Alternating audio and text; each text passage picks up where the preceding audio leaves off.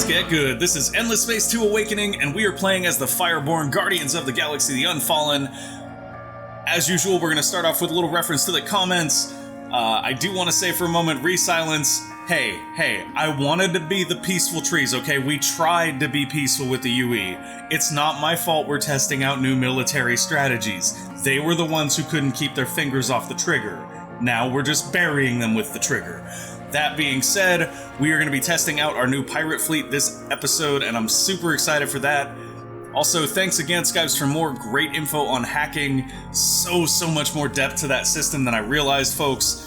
For example, if we were to run one of the things that Skypes mentioned is if we were to run encrypt or lockdown on one of our systems, it actually will slow your hacks through that system as well. So your defensive programs will slow your hacks down if they travel through one of your own systems. So it's a very intriguing sort of depth to the hacking system. I understand now why people needed more of a tutorial.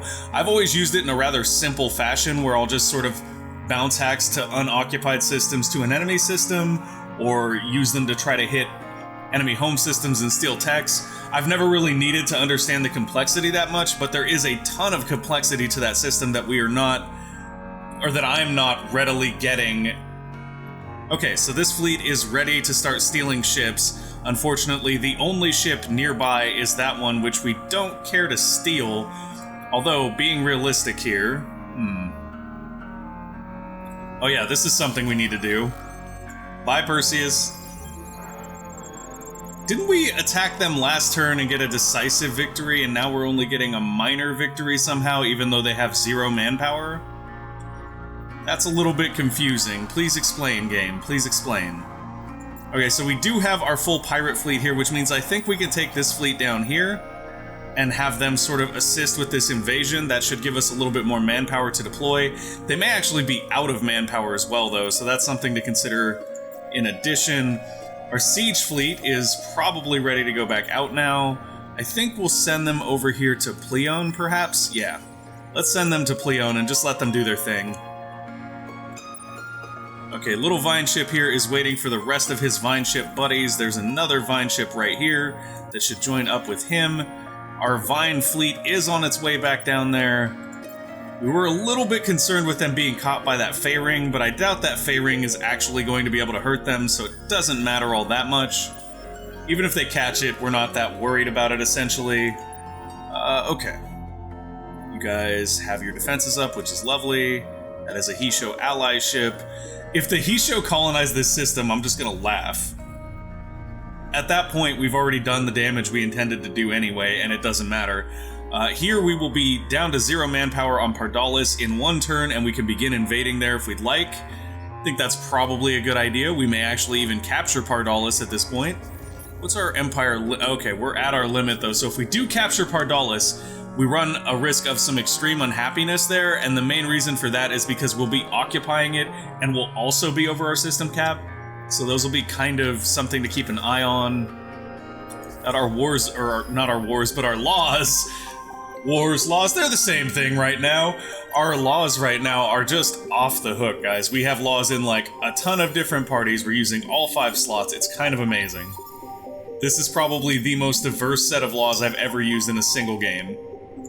Very cool. Okay, so pacifist militarist scientists, that's fine. Did we lose our ecologist there? Is that what happened? I mean, I don't mind. I'm happy with us being pacifist militarist, and scientist is never a bad one to have, in my opinion, but at the same time, I think we might have lost our ecologist there, so we'll have to go check our laws after this.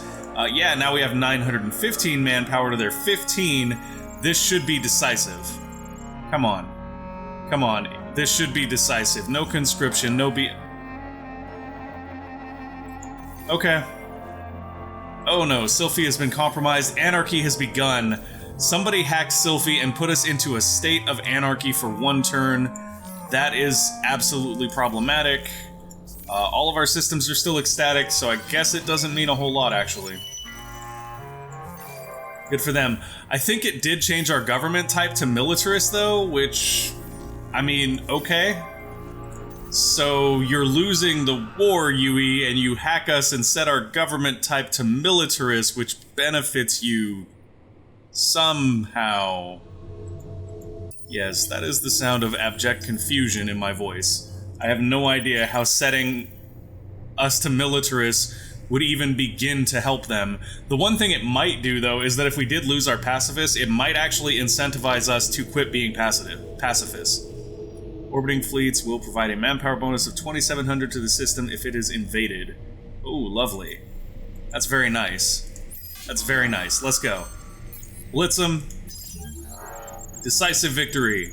Okay, so we can now capture Pardalis if we like, and we are. We're going for it. We're going to occupy this system 100%. Pardalis has been captured. Welcome to our new system. So first off here, we're going to have to build our production improvements. Oh, wow. Okay. That didn't take long. Where did that fleet even come from? That's not important. You know what is important? What is important is that our Vine ships did not get dragged into that fight, and we can get them out, I think. What? Did they get dragged into that fight? I don't see them in that fight, but they can't leave until this is done, I guess. Okay, so we'll have to deal with that in a moment. First, we're gonna make sure we get these production things queued up real quick. Combat-wise here, all we really need to do is survive. Like, realistically, surviving is enough here. But let's look at their range profiles and things and see what we can potentially do. Are they all short range? No, they're not. They have some energy weapons that are more medium range. Long range, they've actually got some beams and some missiles. This is an incredibly mixed ship right here. Or mixed fleet right here. They have a ton of different types of ships with different modules and stuff. So it's very interesting because I'm going to take a look at the advanced map here, see if we can get a better idea. So projectile, energy. Who's the heaviest hitters in their fleet, though? They've got heavy hitters in both projectiles and energy. They've got a wide variety of ranges, and their last tactic was gravity distortion, which is hull plating penetration. I think here we may actually just be better off going with prudent positions. As well, I guess we do have a damage advantage here as well. That makes things a lot tougher. We do have a damage advantage. If we keep things at long range, cutting the damage in half might actually benefit them more than it benefits us. What are their defenses? Because we're fully projectiles, I believe. Yeah, we're fully projectiles. They don't have a ton of projectile defenses. They do on like one of their ships, but that's it. The rest of their ships aren't tanked against projectiles at all, so cutting our damage is a bad idea in my opinion. I think leaving it the way that it is and going for potentially shield absorption here. The problem is that will send this fleet into the danger zone. Like, that fleet's gonna get blown up. It might actually be more worthwhile to just do this. Yeah, I think this is our best bet right here. Yeah, that's our best bet. And we'll watch this one because we have to. This is a legit fleet fight. This is exciting. We have to watch this. We're probably going to lose this, by the way. This is not necessarily a win for us. I don't know where this fleet came from. Like, they basically sent their entire big bad fleet right as we took Pardalis. I guess they were in transit or something and they landed as soon as we took it. I don't know, guys. I don't know. And because we like the cinematic cam, we'll watch this in the cinematic cam. I will probably look at the after action report though, because the cinematic cam doesn't give you much of a, like, it's beautiful, but it doesn't give you a great idea what actually happened during the fight. So there are the Vaulter ships. They've warped in, they are arming. This is the pre-combat phase. We are preparing for battle. Why is that little Vine ship there? Oh, that's not a Vine ship. Okay. I don't know what that ship is, but it wasn't a Vine ship. Oh, that's our hero ship. Our little hero ship is out on his own in that one wing, just like providing a flotilla advantage, or flotilla bonus there. There we go. Rain down fire from the skies. Come on. You guys got this. Just look at those missiles. Just missiles on top of missiles on top of missiles. Oh, first explosion is a Vaulter's explosion. We'll take that. The Vaulter ships do have more autocannons on them, so they may actually have a little bit more flak, but I believe we're using swarm missiles to deal with the flak, so we should still be hitting relatively well with our missiles here. Oh, there goes one of ours. So as far as we know, it's 1 for 1 here, but once again, the cinematic cam does not show every explosion. Come on. Come on, take it. Boom? No? Yeah, boom. Okay. Another one of their ships is down. Oh, they've got bombers, it looks like. Is that a bomber? That looks like a bomber. Crazy, crazy, crazy. Firing on both sides, so I'm assuming that that's our middle fleet right there because it's got 3 ships in it and it is firing on both sides. Look at that little bomber thing, he's just buzzing around, he like a little peregrine. Except for the peregrine is the ship for the he show, but still, he's just buzzing around, cute little ship there.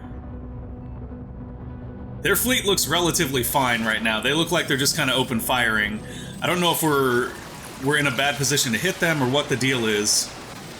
They do have beams on some of their ships, and I think we're seeing some damage come in from those, but it's really hard to actually tell what's going on here with the cinematic cam. Okay, lasers raking across the hull of our ships, but we do still have 3 ships in that flotilla, so our center flotilla seems to be intact here. Ooh, that thing just looks interesting. Okay, shift F10. Yeah, we lost 3, they lost 1, 2, 3, 4, 5, 6. So we took double the ships that we lost, however, some of those ships were probably smaller. No, that's a medium. That's a medium. So yeah, we took a couple of small ships. We took 3 mediums and 2 smalls. Or 3 mediums and 3 smalls, and we lost 3 mediums. So it wasn't exactly a win, but it wasn't really a loss either. We did maintain control of Pardalis, and most importantly, we maintained the ability to get the heck out of dodge with our Vine ships here, which is way, way, way more important. Now, we could leave and let them just have Pardalis here. It's not a terrible idea because we don't really have the ability to defend Pardalis. This is honestly pretty tough here. This is very, very tough. Because if we leave these Vine ships here, they're at risk. If we dock them up and we leave Pardalis, there's a very real chance that they will retake Pardalis and then come after Nair. So we may need to send a defensive fleet out there soon. And by soon, I mean like yesterday. Let's do this. This is tough. This is very, very tough. I don't know how fast like our fastest fleet can get out there. These fleets have 5 movement. They're not getting out there anytime soon. Let's see how many of our pirate cruisers and pirate... Okay, so this is an option. This is an option. We're gonna need some money to fund these for sure, and we definitely want more PBs in that fleet than PCs. Yeah, we want like a 4-3 ratio like we have here. I wonder how long it would take this fleet to just get there. 4 turns. 4 turns to Pardalis as well. It may actually be worth it here. I think we will. I think we'll take that fleet and send them on over. It's gonna take them 4 turns to get there. All we have to do in that case is hold out for 4 turns. That's really not that long. Let's send this fleet right back here to go ahead and defend. These guys are invading, and that's fine. They can keep their invasion up. And then we've got a bunch of Vine ships here ready to go to start entwining new systems. We still cannot entwine Perseus here. Oh, wait. Can we? We're seeing little Vine things there, but I don't know if we can entwine it because we're invading. Soon, though, hopefully soon, we will be able to entwine it when the invasion finishes. If the invasion finishes, they do seem to be able to hold out ridiculously well, and we're waiting 1 turn to put new laws in because they messed with their laws. Okay. So, everything seems to be taken care of to the highest degree that it can be at the moment. Yeah, why is that not in there? That Vine fleet should be able to convert a system in a turn, which is lovely. Right here, we may want to move this hero and reassign him to this fleet, although that fleet's going to get wiped, so they may actually lose the hero in that case, which we do not want. That's a little bit too dangerous right there. For the time being, though, they will hold this fleet here. They will take the... Is it an AP action point? They'll take the action point or the attack point from this fleet right here next turn to finish them off. They are going to lose that. We know that for a fact, though. So it's one of those things where they're just there to die and keep our Vine ships safe for 1 more turn. Whether or not that's going to be enough time, we'll see. Worst case scenario, we have to retreat our Vine ships a little bit and let our systems hold out on their own. They should be fairly capable of that. The Unfallen do have some bonuses to defending and things like that. Government established. Republic. Your new government type republic has been established. Okay, so now we are no longer a democracy, we're a republic. That's what they use that hack for. Whatever. I don't mind that at all. Yeah, let's go for this. Let's go for this. Minor victory again. Cool. Battle at Pardalis. This is the one where we lose. Oh, I wish we had that tactic where if a ship blows up, we do more damage. What we can do is we can reduce the damage here and hope for the best, but I doubt that's going to work out in our favor. Do we just try to get a little dust and science out of this? What do they even have combat-wise left? They've got that guy left. He's pretty sturdy. He is pretty sturdy. I don't think there's any real way that we win this, and I don't think it's necessarily even worth watching. But we can at least maybe stem the bleeding and save one ship. I highly doubt it, but we can try. We're not going to watch it, we're just going to let it go. Come on, guys. Just keep one ship alive. One ship buys us one turn. That did not happen. Okay, but they do still have to invade Pardalis if they want to take Pardalis back. New luxury resource is discovered. Dustwater. Awesome. Dustwater is nice. We'd love to get some of that and use it, but it is not our focus at the moment. Population lost. Oh, on Pardalis, we lost Vaulter population. Oh, we actually have Vaulter pops now. That's kind of funny. I almost think we should ship some of those off-system, like, immediately so that we can keep their pop. Send them down to Nair. I actually like that idea. I wonder if we can get away with that. We'll try it. We'll try it. Worst case scenario, we lose some Vaulters pop and they murder their own people. That could actually be kind of entertaining. Let's send 2 people from Nair, or to Nair, so that we can potentially keep the Vaulter pop in our empire, because that will give us another population type. And then over here, Nakos is open to produce whatever we want. It does have one more Vine ship in there, but that's not really a big concern at the moment. I think what we should be focusing on... Oh, we also have carriers now. So putting out carriers seems like a really, really good idea. But so does just producing more of our pirate ships. This is a tough decision here, because there's a lot of different ways we go with this. This is also great. There's a lot of different ways to go with this. So let's do this. First, let's go take care of our laws. Our laws are kind of important. Wow, we are purely militarist republic. That's kind of painful. That's actually really kind of painful. Although, Jingoist Joy Bill is kind of nice. It would give us a bunch of happiness just for being at war. What's our happiness like? Ooh, our happiness is pretty bad on a couple systems here. Let's go Jingoist Joy Bill here to start with. That should fix our happiness issues. Yup, except for Pardalis, which is mutinous because we just took it over. That's fine. Us versus them, plus 30 happiness per owned home system. We only own one home system, which is ours, so that doesn't really do a lot for us. Spoils of War here is excellent. I think that's a really, really good pickup for us. The rest of this stuff, not so much. I mean, larger host bill isn't terrible. I'm kind of fine with that. We could use a little bit more manpower. And we're already kind of pop-capped. Yeah, they're invading Pardalis here, so what we're gonna do... We can't draft because we don't own the system yet, that's fine. Tactical surrender, abandon the system but leave elements in place so it's easier to retake. Yeah, let's do that. Let's tactical surrender here. Oh no, darn. So sad. You got Pardalis back. Congratulations. And they just brought... Okay, so they took that fleet out as soon as they got Pardalis back. We do still have vines there, though, which means that they have to burn the vines now, which is kind of entertaining in and of its own right. And our fleet is on its way out there to defend that area. Okay, so that's something to keep in mind. We do still have a law slot open, I believe we do.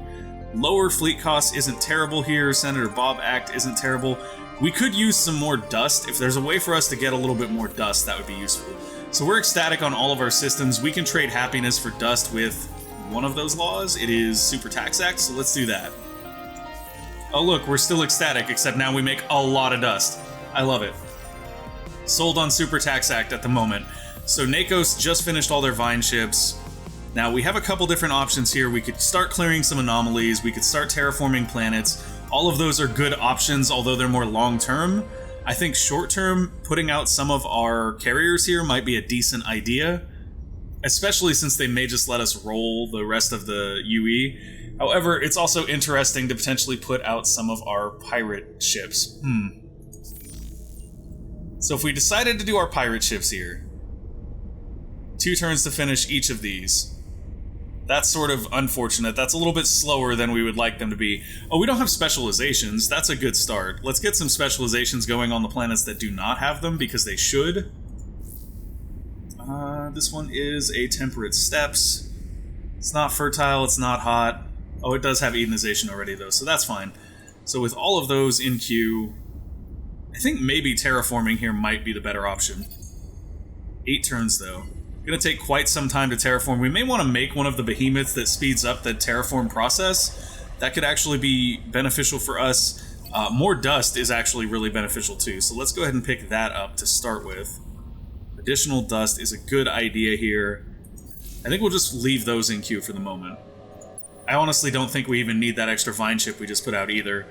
Cleone is being invaded very, very quickly, or rather sieged very, very quickly. Wow, just a single battleship on its own, huh? It's got a lot of power, though. It does have a lot of power. It's got enough power to potentially wipe out this fleet, but it probably won't succeed at that if I had to guess. Thanks for the civilian money. I love the dust that you keep on sending us, Dimitri. I really appreciate that. Okay, so we're probably going to win this fight. They do have... Wow. Their range on this is terrible. It's absolutely terrible. Ours is medium, though, so we're kind of stuck going in short range with them as well. Let's go up here, and also, what is their damage type? It's projectile, so shield absorption is not going to do a whole lot for us here. However, keeping ships that are long range at long range is going to be beneficial, and only sending the few that are medium into medium means that we should keep the rest relatively safe while they just pelt this thing down. Yeah, we can watch this. This is going to be kind of a feeding frenzy fight, guys. Oh, okay, or they're just going to retreat because they know they can't win that. That's interesting, but where did they retreat to? Since we know that sometimes they can retreat forward, it would be really bad if it retreated right here and landed on this fleet, although they have 3,000 defense, so it doesn't matter. Okay, guess it doesn't matter. Let's look at Pardalis here. We did lose Pardalis, interestingly enough. Why is it showing a full fleet when I click on Pardalis? What? Okay, I think that was just the fleet that was already pre-selected. Yeah, so Pardalis is gone, even though we had the option to see that our queue was empty there. They have another ship trying to... Well, their Argosy is here. That's fine, though. Like, the Argosy isn't... You know, what's it gonna do? What's it gonna do? Okay, that's fine. Not worried about that. Everything else seems fine. We do need to make sure that we have more PBs coming out here. We do. Okay. Quite a few more PBs coming out here. And we actually have enough PBs there to actually put another fleet out. So let's go 1, 2, 3, 4. 1, 2, 3. New fleet. Okay, so for all of these guys, what we're gonna do is upgrade, and then for these guys, we'll also upgrade, but for that, we're gonna need a little bit more dust and a little bit more manpower. We don't have enough of either, which is fine. One thing that I do think we need to do now, since we have so many fleets, is we're gonna need some more fleet commanders. And I wanted this counselor right here, but I feel like right now we're better off getting some fleet commanders that can potentially reduce the cost of our fleets. Now, where is that skill? Please tell me it's not just right there. Like, I know there's a skill that actually reduces the cost of a fleet. I don't know what it's called, though, because I don't usually need it. Like, usually you're like, it's, you know, it's whatever. It's not a big deal. It's not a big deal. Our fleets don't cost that much. It'll be fine. In this case, though, like, we have so many fleets, that just reducing the cost on the fleets is a huge, huge bonus. On fleet, no hero dust. Okay. So that's not quite what I'm after. Perhaps it is under the Seeker tree that I'm thinking? Come on. Show me a dust reduction here, guys. That's all I need. Dust reduction, please. Not that. I wonder if it's the final tier skill for the Guardian. That could be it. Nope. Okay, so I'm not sure. I could have swore there was a skill that would reduce fleet costs, but I'm not seeing any. So perhaps I'm just confused. We are going to end up pacifist after our next election. There's almost zero doubt about that. And in a few turns, this system will be ready to invade. We're just going to go ahead and end here. That's fine.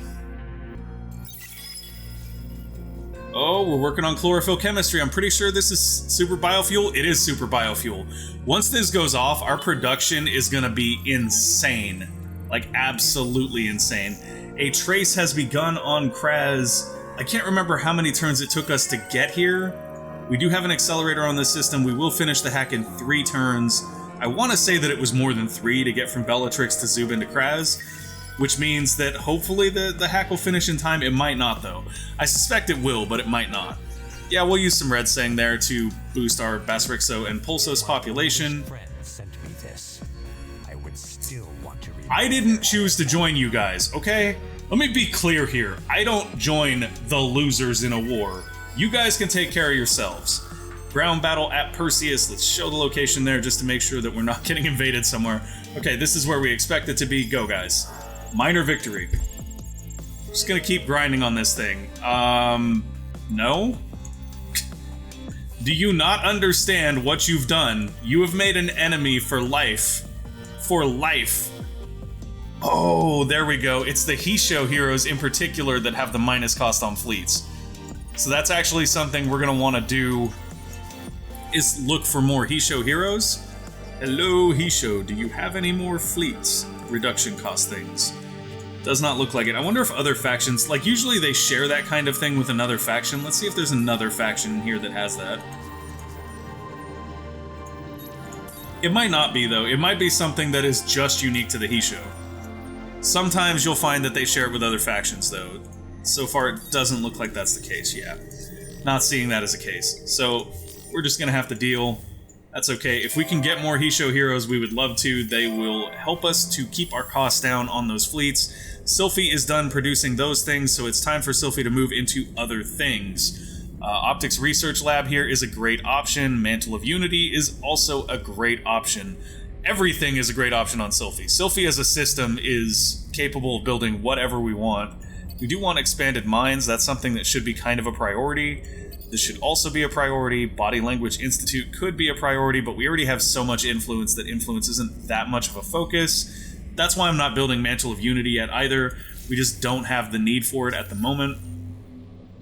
Let's go ahead and take a look at what we can do, though, with that influence. We can do a Bureaucratic Imbroglio here, which is fine, because if they want to declare war on us, they might as well do it already. And then there's our Umbral Choir allies. Trade agreements with them, not exactly the most lucrative. Cooperative protocol is something. Yeah? Yeah, come on. You want it? No? Okay. Useless allies are useless. Let's put it that way. You guys have anything at all that could be useful to us? Actually, you do. You have manpower, but not much of it, because you're the Umbral Choir. God, why did we ally with the Umbral Choir? I thought I was being smart, guys. Mistakes were made. Mistakes were very much made. Okay, so we could potentially try to get some technologies from these guys. I'm just trying to find a better way to use all this influence, because we have a mountain of influence and nothing to use it on. Manpower's good. Love to trade you for some manpower. What would you like for 1,000 manpower? Give me your terms. Suggest terms. Okay, so you want a ton of technologies that would make you better at military stuff, and some titanium for 1,000 manpower? I think we can do that. I think we can do that. That's fine. You're not going to be using that military strength on me, so I don't really care. Okay. No. If What? I could spit across the vast distance of space, I would. You know what? You're a jerk. You're a jerk. You suggested that and then said you didn't want it and then said you would spit on me. You're a jerk. I don't want to be in an alliance with you anymore anyway. I might just leave the alliance at this point. I don't know that we're actually getting anything out of it. The alliance seems like it's more of a weight than a benefit. Because if we leave it, we can potentially stay at peace with everyone. I kind of like that. Our war momentum is even with this other big alliance. Okay. This is tough. This is tough. Actually, you know what's even better now that I think about it? Let's vine as many of the Hisho systems as we possibly can and then break our alliance. I think that's a good idea. In order to do that, though, we will need to bring our Vine ships back here. I had wanted to go to Menace and capture Menace as well. Menace looks to be under the sway of the Sophons at this point, though, so perhaps better to just do that. We're just going to work on entwining as many of the Hisho systems as we possibly can. And that's fine. That's still a good strat.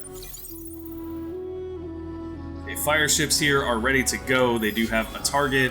It's just a patrol ship. It's going to run away. We don't need to watch this. We'll go for Dust and Science on this, though. Just in case they decide to stick around and fight. They won't. But if they do... yeah, okay, they're gone. Yeah, there's just not a whole lot going on right now. We're, like, deadlocked with the UE in a lot of ways. And we can't really do anything with our Vine ships until Perseus falls. And they somehow managed to resettle Nihal, and I'm not entirely sure how, considering that we've been guarding this system and killing every ship that comes into it. I don't know how they just managed to resettle Nihal. They must be sending in cloaked... they've got to be sending in cloaked colonizers. That's what it is. They're sending in cloaked colonizers. So what we need is something to detect cloaked ships. Okay, we'll have to send a cloak detector up there. And don't mind Siri going crazy in the background. That is Jess's iPad. I don't know why Siri always thinks I'm talking to her when I'm recording. Okay. Yeah, that's it. Let's go ahead and end the turn. We'll see what happens. Herolium has the need to produce more things. Good. Work on predictive logistics then, Herolium. You're getting there. We should have super biofuel in 2 turns. That'll be interesting because if we rush it out, we may be able to just boost our production and go, like, through the roof. Like, if we hit that, we may be able to turn everything around. We don't need infinite supermarkets. We have plenty of happiness. Anyways, if we can hit that, we should be able to turn this entire thing around. Like, with super biofuel, we should be able to basically have enough power to just roll the galaxy if we need to. We don't want to. I'm trying to be pacifist still. We ended up stuck in militarist for the moment, but I would prefer that we be the pacifist trees. I don't want to fight everyone. I just want to kill the UE. Killing the UE is my priority here. Decisive victory. Alright, cool. Pirate mark has been placed on Nair. Ha, ha, ha. That's entertaining. We have a pirate fleet coming up to Nair. Oh, you guys want to do a trade agreement? Sure. Sure, no problem. Nair has been hacked. Decide Perseus' fate. You know what? Let's go look at Perseus. What kind of system is Perseus? The kind that we don't want. So let's burn it to the ground. Let's burn it to the ground, and let's send our Vine fleet out there to go ahead and entwine it real quick. While we're at it, we do have a combat fleet waiting here to do combat. Unfortunately, though, ooh, nice population gains here. We're almost at 20 with the Pulsos, which is cool. Because that'll give us some more bonuses. Nakos needs something to produce at this point. Let's go ahead and give them... We might start doing larger ships with them. I feel like that's honestly a really good option at this point. Trade Clearing Bureau could also be really good too, but I'd like to see what our top dust-generating system is before we do that. It's probably Sylphy, though. Yeah, it is Sylphy. So we'd rather build that in Sylphy to keep, you know, the center of our Empire's power where it should be. Are you for real right now, Valters? Are you for real? That's insane that you think it's a good idea to send that ship there. Anyways, we will pick this up next time. Thank you guys for watching. I hope you enjoyed the show. If you did, make sure to go ahead and give us a like or subscribe to the channel, and we will see you next time. Bye!